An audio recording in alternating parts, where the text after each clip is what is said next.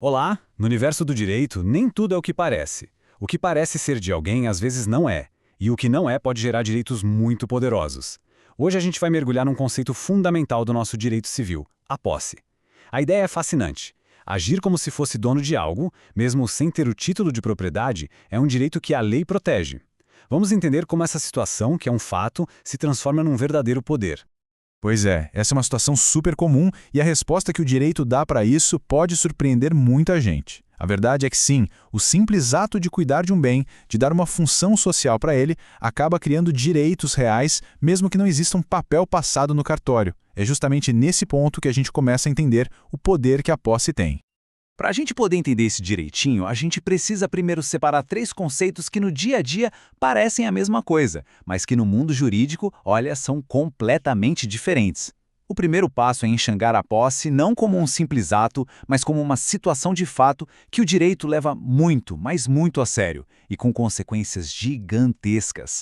Primeiro, vamos falar do conceito que todo mundo já conhece, a propriedade. Ser proprietário significa ter o controle total, o direito máximo sobre alguma coisa, tudo bonitinho, formalizado num registro. É, como se diz, o pacote completo, o direito com P maiúsculo. Agora, a posse. Aqui no Brasil, a gente adotou uma ideia brilhante de um jurista alemão chamado Ehring. E para ele, o que importa não é o documento, é a cena, é o que se vê. A posse é a visibilidade do domínio. Não interessa tanto se a pessoa é a dona, mas sim se ela age como se fosse a dona. É o poder de fato acontecendo, na prática.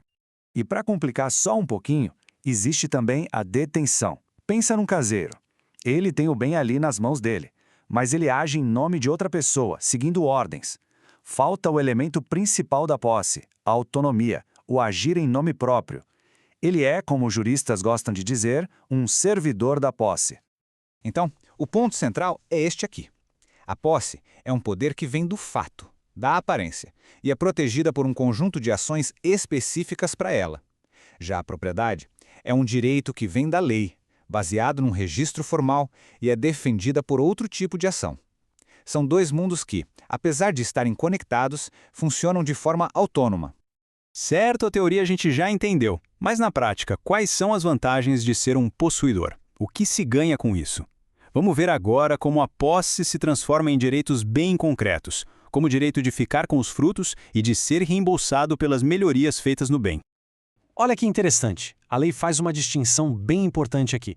Frutos são as riquezas que o bem produz sem que ele se esgote, tipo os aluguéis de um imóvel. Já os produtos são extraídos diminuindo a substância do bem, como por exemplo o petróleo de um poço.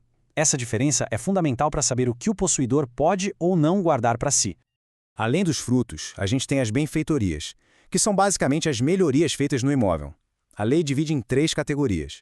E o direito de receber uma indenização por elas vai depender de 2 coisas: do tipo da obra e, o que é mais importante ainda, da mentalidade do possuidor. E é aqui que a gente chega no coração do assunto. A atitude do possuidor, a consciência que ele tem sobre a legitimidade da sua posse, muda completamente as regras do jogo. É a diferença crucial entre a posse de boa-fé e a de má-fé. O possuidor de boa-fé é aquela pessoa que de verdade acredita que está tudo certo. Ela ignora que existe algum problema que a impede de ser a verdadeira dona. Na cabeça dela, a posse é legítima, mesmo que juridicamente não seja. Já o possuidor de má-fé, esse sabe que tem algo errado, ele tem total consciência de que a posse dele é irregular, que existe um vício, mas mesmo sabendo de tudo isso, ele decide continuar exercendo o poder sobre o bem.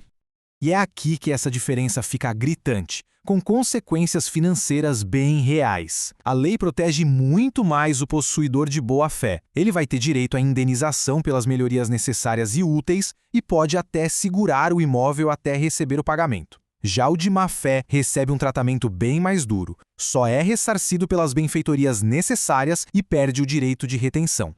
Esse exemplo aqui deixa o impacto financeiro bem claro. O João, que agiu de boa-fé, construiu o muro e tem direito a receber o valor atualizado da melhoria, que é bem maior. Já o Pedro, que agiu de má-fé, recebe no máximo o valor que ele gastou, caso este seja o menor valor. A lei claramente incentiva a boa-fé e, desincentiva a má-fé. Mas olha, a posse não é uma coisa estática, para sempre. Ela tem uma história, um começo, um meio e um fim. Ela não é uma foto, é mais como um filme.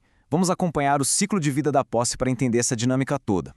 O ciclo é bem lógico. A posse nasce quando começa o poder de fato sobre o bem. Ela pode ser herdada como se fosse um legado, e aí ela mantém as mesmas características de boa ou má fé do possuidor anterior, e ela morre quando esse poder de fato acaba, seja por abandono, por entrega, ou quando alguém a toma à força e nada é feito a respeito. Para finalizar, se a posse é um direito tão importante, como é que o sistema jurídico protege quem a tem? O possuidor não está sozinho nessa. Ele tem ferramentas legais muito poderosas para se defender. A lei oferece uma resposta que vai escalonando, como um sistema de defesa em 3 níveis. Se existe só uma ameaça, se usa o interdito proibitório para prevenir. Se a posse está sendo perturbada, mas ainda não foi perdida, a ação é a de manutenção. Agora, se a posse foi completamente tomada, a ferramenta é a reintegração de posse. Ou seja, toda essa estrutura de defesa é a prova final de que a posse vai muito além de uma simples situação de fato. Ela é um direito autônomo, com seus próprios mecanismos de proteção e muito eficazes por sinal. E essa citação de um enunciado das jornadas de direito civil, que é como uma orientação para os juristas, resume perfeitamente a visão moderna do tema. A posse está ligada à função social, ao uso que se dá ao bem. Proteger a posse é, no fim das contas, proteger o trabalho, a moradia, a atividade econômica que se desenvolve a partir dela. E para fechar, a gente volta lá para o começo, para a nossa horta comunitária. Esse caso nos deixa com uma reflexão bem profunda sobre esse equilíbrio entre o direito formal da propriedade e o poder de fato da posse. Fica a pergunta no ar: em que momento o cuidado efetivo com um bem, a função social que se dá a ele, passa a ter um peso maior do que um simples registro no papel? É algo para a gente pensar. Até a próxima!